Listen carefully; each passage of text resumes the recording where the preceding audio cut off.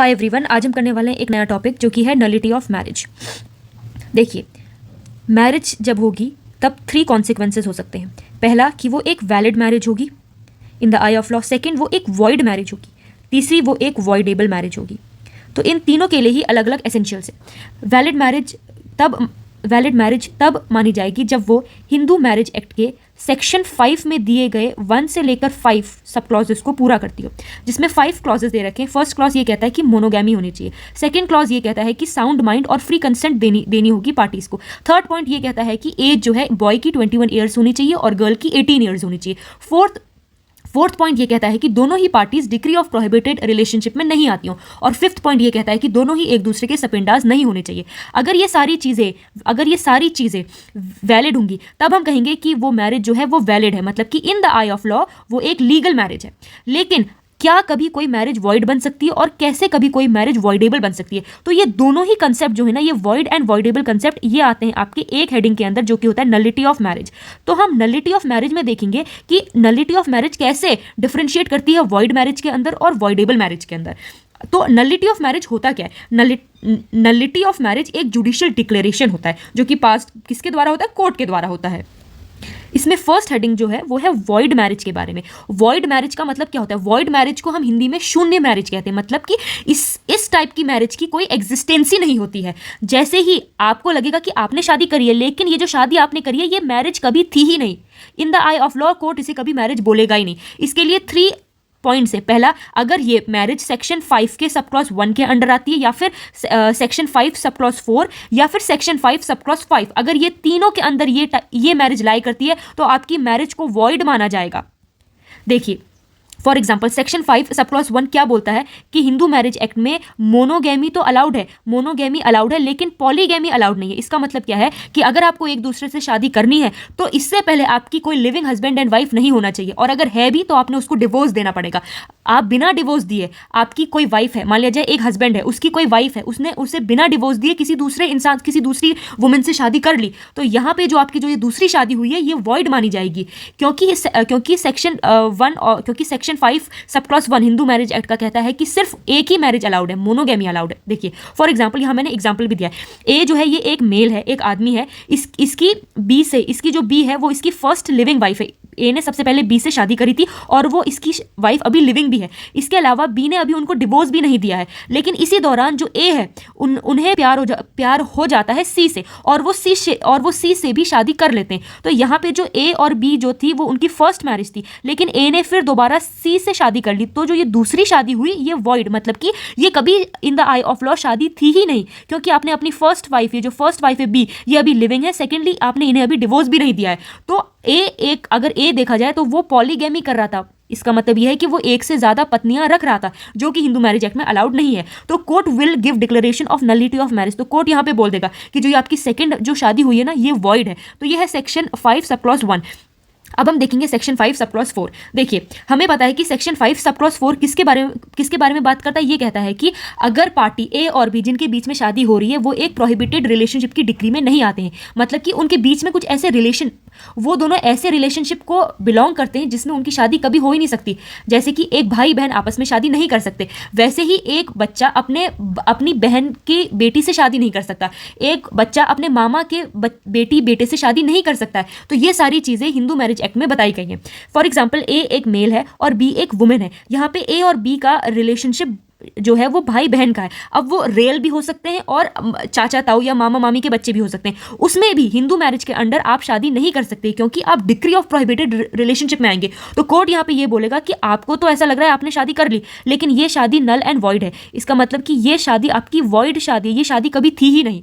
तीसरा केस, सपिंडा को मैंने एक्सप्लेन करा है, आप मेरी पहले की वीडियो देखना। सपिंडा में क्या होता है कि मदर की साइड से, देखिए मदर और फादर की साइड से, मदर की साइड से बच्चा 3 जनरेशन तक शादी नहीं कर सकता है। अगर जो बच्चा सन और डॉटर है उसके ऊपर उनकी मदर होंगी, उससे ऊपर उनकी ग्रैंड मदर होंगी, या फिर जिन्हें वो नानी बोल सकता है। तो ये बच्चा है ना, ये अपनी मम्मी के भाई, मतलब इसके खुद के मामा के बच्चों से शादी नहीं कर सकता है। अगर इसकी मम्मी की कोई बहन है जिसे वो बोलेंगे मौसी, तो ये अपने मौसी के बच्चों से भी शादी नहीं कर सकते, क्योंकि ये सपिंडा रिलेशनशिप में आ जाएंगे। तो ये सन और डॉटर है ये फर्स्ट जनरेशन होगी, सेकेंड जनरेशन इनकी मम्मी होगी और थर्ड जनरेशन इनकी नानी होगी। तो ये नानी के जो ये भाई बहन होंगे ये इनके क्या कहलाएंगे, नाना और नानी होंगे वो भी, तो इनके बच्चों से भी इन लोगों की शादी नहीं हो सकती है। तो ये है सपिंडा रिलेशनशिप में मदर की साइड से 3 जनरेशन तक आपकी शादी नहीं हो सकती और फादर की साइड से 5 जनरेशन तक शादी नहीं हो सकती है। उसे भी मैं एक बार बताऊंगी क्या होता है वो। देखिए, फादर की साइड से 5 जनरेशन, मान लिया जाए आप ए हैं, आप हो गए फर्स्ट जनरेशन,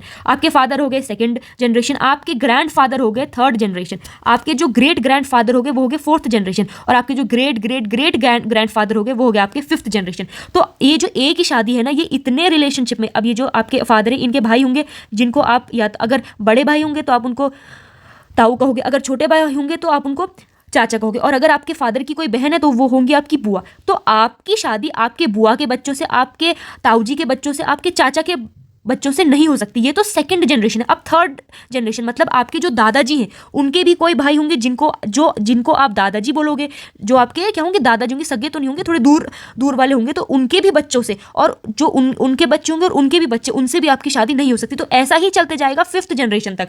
तो यहाँ पे ये यही कह रहा है कि सेक्शन 5 सब क्लॉज 5 में कि अगर मान लिया जाए इस बच्चे ने, ये जो ए था, इसने अपने बुआ की बेटी से शादी कर ली, तो इस बच्चे को तो लग रहा है कि हमने शादी कर ली है, लेकिन ये हिंदू मैरिज एक्ट में शादी वॉइड मानी जाएगी, शून्य मानी जाएगी, क्योंकि आप दोनों सपिंडा रिलेशनशिप में आएंगे। तो यहाँ पे ये 3 केसेस में, सेक्शन 5 के 3 केसेस हैं। Section 5 sub clause 1 monogamy, section 5 sub clause 4 decree of prohibited relationship, और सेक्शन 5 सब क्लॉज 5 मतलब कि सपिंडा। इन तीनों में अगर आपने शादी करी है तो वो वॉइड मैरिज होगी। नलिटी ऑफ मैरिज का फर्स्ट कंसेप्ट ये है। तो यह तो आपकी शादी कभी वैलिड शादी थी ही नहीं, फर्स्ट डे से ही वो वॉइड शादी मानी गई है। देखिए, अब मैंने आपको पहले बताया था नलिटी ऑफ मैरिज में 2 कंसेप्ट होते हैं। एक तो वॉइड मैरिज जिसमें आपकी शादी शून्य है, ये जो वॉइड मैरिज है इसके बारे में सेक्शन 11 में दिया है, लेकिन जो वॉइड मैरिज के एसेंशियल है वो सेक्शन 5 में दे रखे हैं। ठीक है, कौन कौन से हैं? 1st, 4th और 5th एसेंशियल है, आपको ये याद होने चाहिए। फिर है नलिटी ऑफ मैरिज में ही सेकंड कंसेप्ट, वो है वॉइडेबल मैरिज। वॉइडेबल मैरिज को आप ऐसे मान लो कि इसमें कोर्ट आपको सेकंड चांस देती है। इसमें वॉइडेबल मैरिज में किसी एक पार्टी के पास हक होता है, किसी एक पार्टी के पास पावर होती है कि वो अपनी शादी को वॉइड करवा सकता है। मतलब अगर वो चाहे तो अपनी शादी को वॉइड करवा सकता है, अगर वो कुछ एक्शन नहीं लेगा तो शादी जैसी चल रही थी वैसी चलती है। तो वॉइडेबल मैरिज में आपकी शादी वैलिड तो होती है, लेकिन दूसरे इंसान के पास ये पावर होती है कि वो उस शादी को वॉइड बना सकता है। वो अगर वो चाहे तो वो शादी को एंड भी कर सकता है। तो यही कंसेप्ट है वॉइडेबल मैरिज में, लेकिन इसके भी कुछ एसेंशियल है। अब देखिए, हिंदू मैरिज एक्ट का इंपॉर्टेंस, एम एंड ऑब्जेक्टिव क्या है कि हस्बैंड एंड वाइफ साथ रहेंगे, नेक्स्ट जनरेशन में रहेंगे और उनके ऑफस्प्रिंग होंगे, ये तो ठीक है।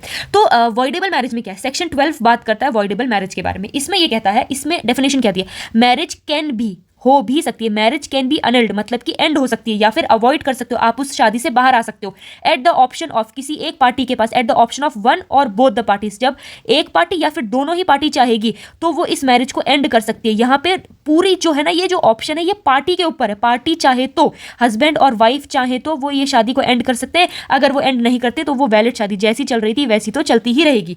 देखिए, वॉइडेबल मैरिज रिमेन्स वैलिड, जो ये वॉइडेबल मैरिज है ना ये वैलिड ही रहती है और ये बाइंडिंग भी रहती है। वॉइडेबल मैरिज हम वैलिड रहती है और बाइंडिंग भी रहती है, अनलेस जब तक एक डिक्री पास ना हो जाए कोर्ट के द्वारा।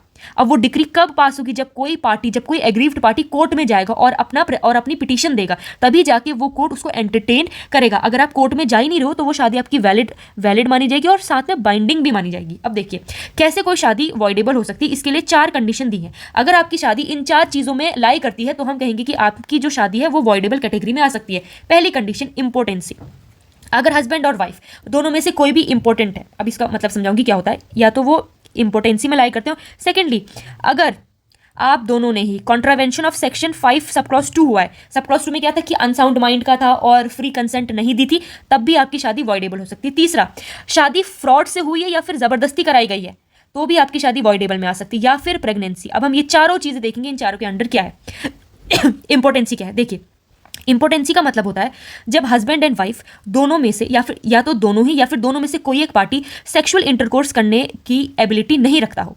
इंपोर्टेंसी का मतलब क्या है कि inability to perform act of sexual intercourse either husband और वाइफ। अब जो मैंने ऊपर आपको ये बात बताई थी ना कि हिंदू मैरिज एक्ट का इंपॉर्टेंस क्या है, हिंदू मैरिज का इंपॉर्टेंस क्या है। हिंदू मैरिज में क्या होता है, एक हस्बैंड होता है, एक वाइफ होता है, दोनों मिलकर नेक्स्ट जनरेशन को लेके आते हैं, अपने ऑफस्प्रिंग्स लेके आते हैं। तो वही कंसेप्ट आप यहाँ पे देखिए। तो पहली चीज है इंपॉर्टेंसी। अगर आप दोनों हिंदू रीति रिवाज से मैरिज हैं लेकिन आप अपने ऑफस्प्रिंग ले ही नहीं आ पा रहे, आप दोनों में से कोई एक पार्टी इंपॉर्टेंट है, मतलब कि इनकेपेबल है वो सेक्सुअल इंटरकोर्स करने के लिए, तो जो भी पार्टी इनकेपेबल इनकेपेबल है, उसके विपरीत मान लिया जाए हस्बैंड जो है वो इनकेपेबल है, तो वाइफ कोर्ट में ये पिटीशन डाल सकती है कि मेरे हस्बैंड किसके अंडर लाई कर रहे, इंपोर्टेंसी में लाई कर रहे और मुझे इनसे शादी को एंड करना है। तो यहाँ पे कोर्ट देखेगी, अगर वैलिड रीजन होंगे तो उनकी शादी को वॉइडेबल से वॉइड डिक्लेयर किया जा सकता है। ये है इसका मतलब। देखिए इंपोर्टेंसी ना दोनों हो सकती है, एक तो फिजिकल और साइकोलॉजिकल। अब इसमें कैसे होगा? फिजिकल तो है कि जहां पे आप बात कर रहे हो सेक्सुअल इंटरकोर्स के बारे में।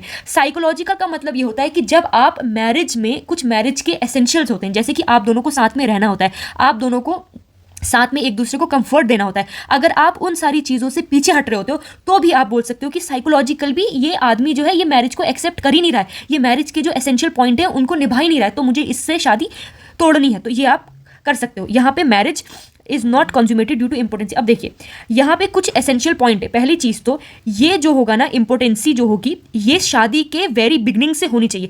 ऐसा नहीं कि हस्बैंड और वाइफ की शादी जो है वो 5 साल पहले हुई थी, 4 साल तक सब कुछ ठीक था, फिर 5वें साल वाइफ आ रही है कह रही है कि मेरे हस्बैंड जो है वो इंपोर्टेंसी में लाई करते हैं, तो कोर्ट कहेगी नहीं, शादी के जस्ट बाद होना चाहिए, 4 साल तक तो सब कुछ ठीक था, अभी कैसे हो गया है? तो यहाँ पे कोर्ट वो नहीं मानेगा। इसकी कंडीशन क्या है कि वो from the very time of marriage होना चाहिए, मैरिज के जस्ट बाद होना चाहिए। इसके कुछ एग्जाम्पल देखिए, ठीक है। यहाँ पे हस्बैंड जो वो है वो इंपॉर्टेंट है, कैसे? फ्रॉम द वेरी बिगनिंग, और इन दोनों के बीच में मैरिज में कभी भी कॉन्स्यूमेटेड नहीं हुआ है, तो यहाँ पे जो रिजल्ट है वो वॉइडेबल मैरिज का होगा। इसका मतलब ये है कि हस्बैंड जो है वो इस मैरिज की बिगनिंग से ही इंपॉर्टेंट है, मतलब इनकेपेबल है सेक्सुअल इंटरकोर्स करने के लिए, और उन दोनों के बीच में कभी कुछ चीज़ें हुई भी नहीं है। तो यहाँ पे जो वाइफ है वो ये बोल सकती है कि मुझे अपने हस्बैंड के साथ शादी नहीं रखनी है। अब इस केस में वॉइडेबल मैरिज के अंडर वो लाई करती है। लेकिन अब दूसरा केस देखिए, दूसरे केस में क्या है कि हस्बैंड इनिशियली तो पोर्टेंट था, मतलब पहले सब कुछ ठीक था, मैरिज भी कॉन्स्यूमेटेड हुई थी, लेकिन बाद में वो इंपॉर्टेंट बन गया। अब वाइफ यहाँ पे पिटीशन लेके नहीं आ सकती, कोर्ट उसे एंटरटेन करेगा ही नहीं, क्योंकि कंडीशन क्या है कि शादी के वेरी बिगनिंग से ही आपको इंपॉर्टेंसी दिखनी चाहिए। तो ये है हमारा पहला केस इंपॉर्टेंसी का। अब हम आएंगे दूसरे केस में कि दूसरा केस में कब शादी वॉइडेबल हो सकती है। शादी दूसरे केस में वॉइडेबल तब होगी जब आपका जो पार्टनर है हस्बैंड एंड वाइफ वो क्या है, वो अनसाउंड माइंड का है। इसमें 3 चीजें दे रखी हैं। पहला हस्बैंड एंड वाइफ क्या है, अनसाउंड माइंड के हैं। दूसरा वो केपेबल तो है वैलिड कंसेंट देने के लिए, उन्हें वो शादी के लिए हाँ तो बोल देते हैं, लेकिन उनके अंडर कोई ऐसा मेंटल डिसऑर्डर है जिससे आप दोनों साथ में रह ही नहीं सकते। तो पहली चीज़ क्या है कि यहाँ पे हस्बैंड एंड वाइफ में से कोई भी अनसाउंड माइंड का है। दूसरे केस में क्या है कि वो वैलिड कंसेंट तो देता है, लेकिन उसका कोई ऐसा मेंटल डिसऑर्डर है जिससे उनकी मैरिज कभी सक्सेसफुल हो ही नहीं सकती है। तो सेकंड केस ये है। तीसरा केस ये है कि आप हस्बैंड एंड वाइफ में दोनों में से किसी को भी इंसेनिटी के अटैक आते हैं, और वो अटैक इतने ज़्यादा सीवियर हैं कि वो मैरिज को आगे बढ़ा ही नहीं सकते हैं। तो इन तीनों केसेस में भी आप वॉइडेबल मैरिज के लिए केस डाल सकते हैं, ठीक है। अब चौथा जो है वो है कि मैरिज कैसे हुई है। मैरिज हुई है फोर्स्ड कंसेंट या फिर फ्रॉड से हुई है, जबरदस्ती शादी करवाई गई है। देखिए सेक्शन 12 का सब क्लॉज 1 के अंदर सी पॉइंट कहता है कि कंसेंट बाय फ्रॉड और फोर्स। अब देखो हस्बैंड एंड वाइफ 2 लोग हैं, इनके बीच में शादी हो गई। शादी के जस्ट बाद वाइफ कहती है कि मेरी जो शादी है ये फ्रॉड से हुई है, और पहले वो कहती है कि मेरी शादी फोर्स से हुई है। फोर्स मतलब कि ज़बरदस्ती मुझे शादी करवाई गई है। ये या अब वो वाइफ जो है वो किसी पे भी आरोप लगा सकती है, वो अपने खुद के फादर पे लगा सकती है, या फिर वो हस्बैंड की फैमिली पे लगा सकती है, वो किसी पे भी लगा सकती है कि मेरी शादी जो है वो फोर्सफुली हुई है।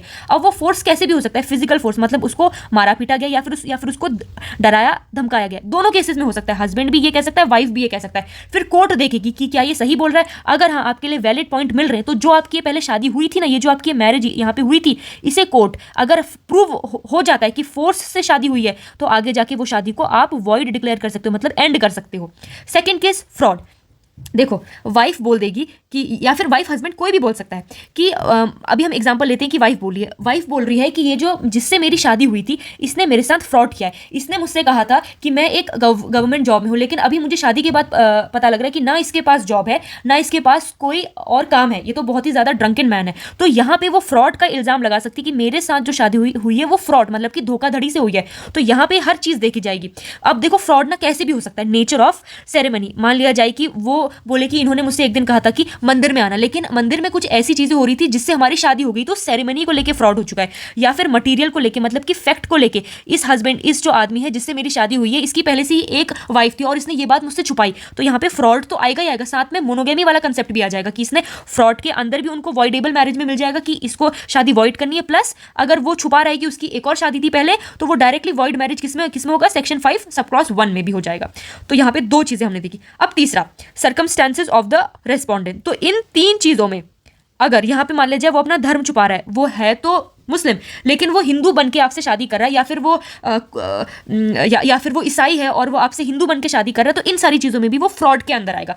फिर भी कोई भी जो भी एग्रीव्ड पार्टी है, लेकिन यहाँ पे एक इंपॉर्टेंट कंडीशन है कि जो एग्रीव्ड पार्टी है उसे 1 साल के अंदर उसे ये बात का पता देखो petition presented with in 1 year of discovery, जिस भी समय उस इंसान को जो एग्रीव्ड पार्टी है उसे पता चलता है, उसके विद इन 1 ईयर उन्हें कोर्ट में अपना केस डालना पड़ेगा। अगर वो ऐसा नहीं करते, अगर 1 साल से ज़्यादा हो गया और उन्हें पता है कि हाँ ये आदमी पहले मुस्लिम था और अब इसने मेरे से हिंदू बन के शादी करी, या फिर इस आदमी ने मुझसे फोर्सफुली शादी करी है, फ्रॉड होके शादी करी है, और आपको 1 साल से ज़्यादा वक्त हो चुके हैं और आपको सारी बातें पता है, उसके बाद आप केस डाल रहे हो, तो कोर्ट वहाँ पे एंटरटेन नहीं करेगा, क्योंकि इसमें एक कंडीशन है। कंडीशन ये है कि जैसे ही आपको पता चलता है, जैसे ही आपको डिस्कवरी होती है कि आपके साथ जो आपका स्पाउस है उसने फ्रॉड या फोर्सफुली शादी करी है, विद इन 1 ईयर आपको कोर्ट में जाके अपना केस डालना है, अपना पिटीशन डालना है, तभी आपको यहाँ रिलीफ मिलेगा। अब फोर्थ केस हमने पढ़ा था प्रेगनेंसी का, मतलब कि जब आपकी जिस वुमेन के साथ आपकी शादी हो रही है वो प्रेग्नेंट है और जो बच्चा उसके पेट के अंदर है वो आपका नहीं है, तब भी आप वॉइड मैरिज, तब भी आप अपनी शादी को वॉइड डिक्लेयर कर सकते हो। अब हम देखेंगे इसका लास्ट वाला सेक्शन, वो है सेक्शन 12 का सब क्लॉज 1 के अंदर डी पॉइंट। देखिए ये पॉइंट है प्रेगनेंसी के ऊपर। यहाँ पे ये कहता है कि मान लिया जाए हस्बैंड और वाइफ है, वाइफ यहाँ पे प्रेग्नेंट है, ठीक है, प्रेग्नेंट है, और ये प्रेग्नेंट है ना, ये हस्बैंड से नहीं है, ये किसी तीसरे इंसान से प्रेग्नेंट है, वो भी शादी से पहले ही थी और शादी के टाइम पे भी है ये।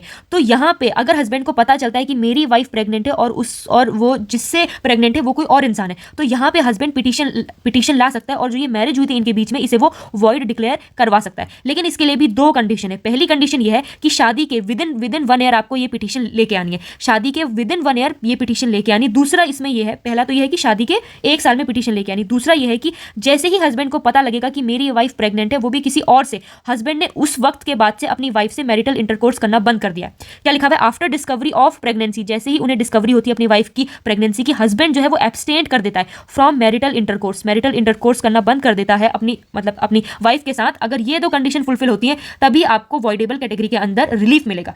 तो वॉइड और वॉइडेबल समझे आप।